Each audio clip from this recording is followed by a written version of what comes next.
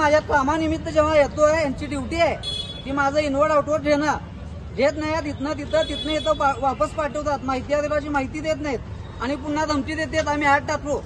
ते भीम आर्मीच्या माणसांना तसं आम्ही आत बसवतो तसं आत बसू, म्हणजे जनतेने इथं यायचंच नाही का सामाजिक संघटनेने.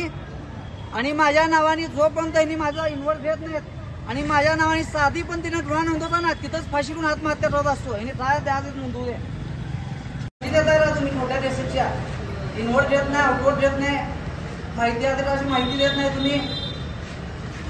आणि हा माझा संविधानिक हक्क आहे, त्याच्यात कोणत्याही माझ्या नावाने साधी खोटी साधी एनसीची सुद्धा गुन्हा नोंद असला तर फाशी देत असतो मी. आणि त्याच्यात जबाबदार आहे तेवढे प्रशासकीय शासकीय माणसं असतील. सहाय्यक आयुक्त जे आहेत ते उद्धट आहेत, भेट सुद्धा देत नाही. बाबी नाव सांगा सुरुवातीला आणि काय नेमकं आंदोलन कशासाठी आंदोलन करतात? मी छावा संघटनेचा प्रदेश उपाध्यक्ष आहे योगेश पवार.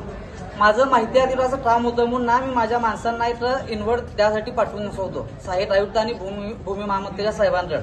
तर 2 तासापासून ते वापस ताणवत आहेत आणि इन्व्हर्ट ठेवून देण्यास ना मज्जा इन्व्हर्ट ठेवून देत नाहीत, पोच देत नाहीत आणि अपमानास्पद वागणूक देत आहेत आणि धमकी देत आहेत. छोट्या डिस्ट्रिक्टातील माझा संविधानिक हक्क आहे, ही शासकीय सेवा आहे, शासकीय ऑफिस आहे, इथं तुम्ही सेवर आहेत. तुम्ही आमच्या टॅक्समधनं तुमची पेमेंट होती.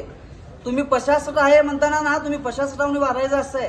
तुम्ही ईस्ट इंडिया कंपनी नाही आहे, सामान्य जनतेवरती जो जबरदस्त ठेवणे. काय माहिती मागवली होती आणि कशासाठी नकार देत आहेत? भूमी महामंत्र्याची माहिती होती दुकानाबाबतची, जे दुकानं ते देत आहेत ऑफलाईन पद्धतीने ऑप्शन न टाळता किंवा ऑनलाईन हे न टाळता त्याची माहिती होती. माहिती देत नाहीत, ती देत नाहीत. पुन्हा मी सुनावणीमध्ये जातो तेव्हा त्याची इन्व्हर्ट सुद्धा घेत नाहीत, त्याची इन्व्हर्ट घेण्यास नकार देत आहेत. आणि साहेब ठेवून द्या म्हणताना धमकी देत आहेत की तुझ्या नावाने टेस्ट टाकीन 353 असं कायदा तुझ्या बापाचा आहे. ते सहाय्यक आयुक्ताचा स्टाफ आहे त्यांनी आणि सहाय्यक आयुक्त मॅडम भेटण्यास नकार असं आहे. त्यांना म्हणजे सामान्य जनतेना भेटायची टाइम नाही का? तुम्ही प्रशासक आहे म्हणजे तुम्ही आमच्या डोक्यावरती चढून बसणार का, नाचणार का तुम्ही?